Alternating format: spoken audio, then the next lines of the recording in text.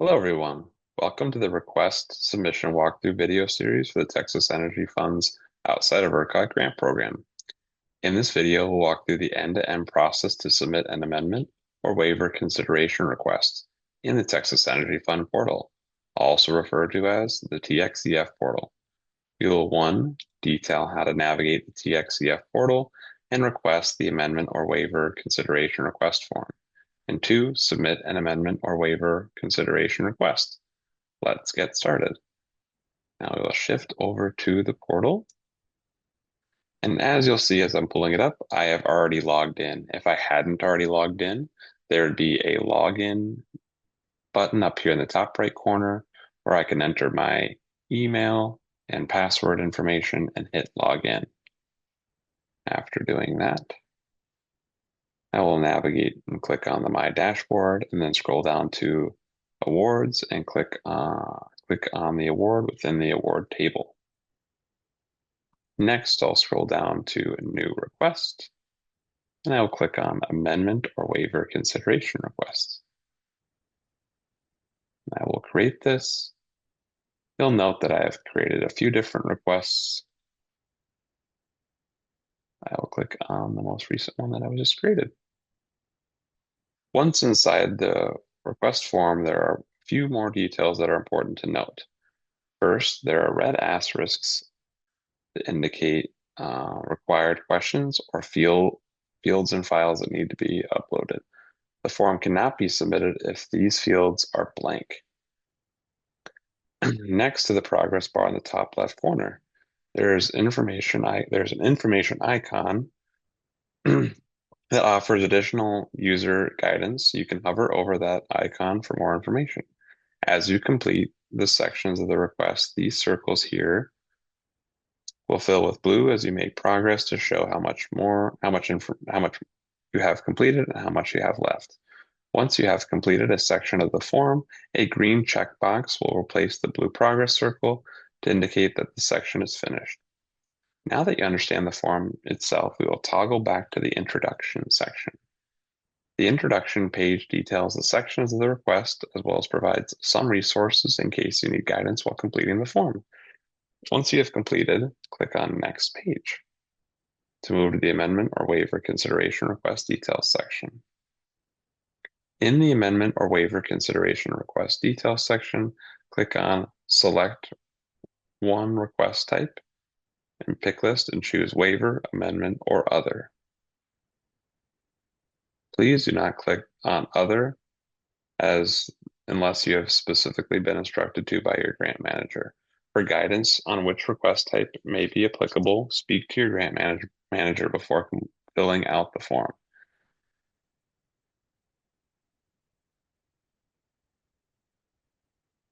Next, move to the 4 sections of the form indicating nature of the request, basis and justification, impact assessment, and implementation or corrective action.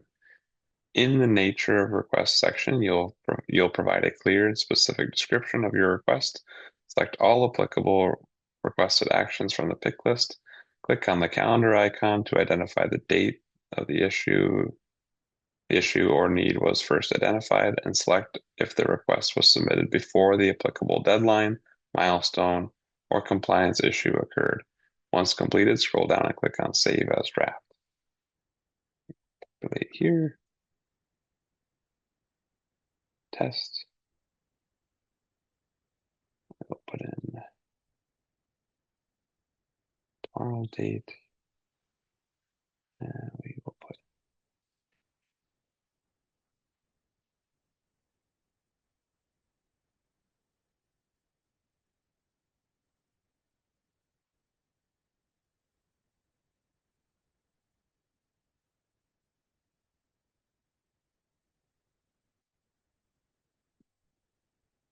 Now we'll scroll down and click on Save as Draft, just to not lose our information that's been populated. We'll also just click on Amend.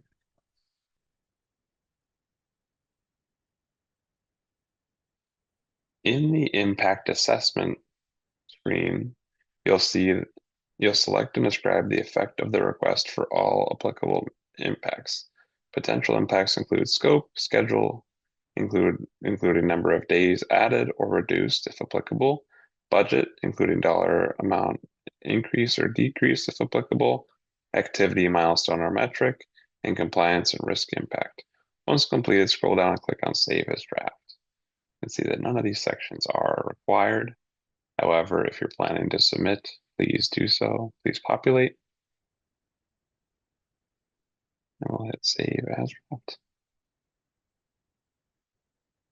The last section is the implementation and corrective action section. You'll describe your implementation steps, the start and completion dates, the risks, and mitigation actions. Once completed, scroll down and click on Save as Draft. We'll put test, today's date, tomorrow's date, put tomorrow's date here, put test.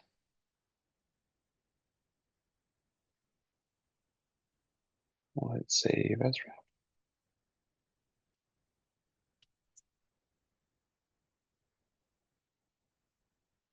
Once you've completed the subsections, there is a supporting documentation checklist, which includes a pick list and an upload file button. See that information here. This is where you'll select the documents you would like to upload and then upload the documentation relevant to your request. As a reminder, be sure to fill out all required sections before submitting the supporting documentation. To submit that document, you'll click on Upload a File, and then either click Upload Files to browse your file library or drag and drop files into the box. Once your file is finished uploading, click on Done, and repeat the process to upload more files or click Save as Draft again. It is important to note that there are specific file naming conventions to follow when uploading a file to this request, and we'll touch on those now. Go to the screen. The naming convention follows this format: AWD, which stands for award, dash, followed by your assigned application number, which you can locate in your grant agreement. Then underscore, followed by a request code, which is WAIB for waivers and AMEND for amendments. Then underscore, the file name, underscore, followed by the date of the upload. The date should be in the format indicated on the screen, which is mm.dd.yyyy. Here is an example of the naming convention you'll use to upload a file to be an amendment or a waiver consideration request in the TxEF portal. You can see here is one for a waiver. Let's now move back to the portal, and let's go to the grantee certification section. For the grantee certification section, you'll type in your name as the authorized representative, your title, general manager, again, your name as your signature, and the date of execution.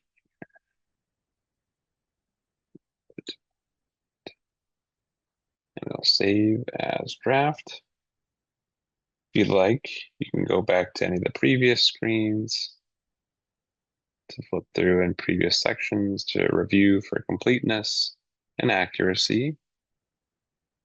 And then you'll see that the submit button is now available to me.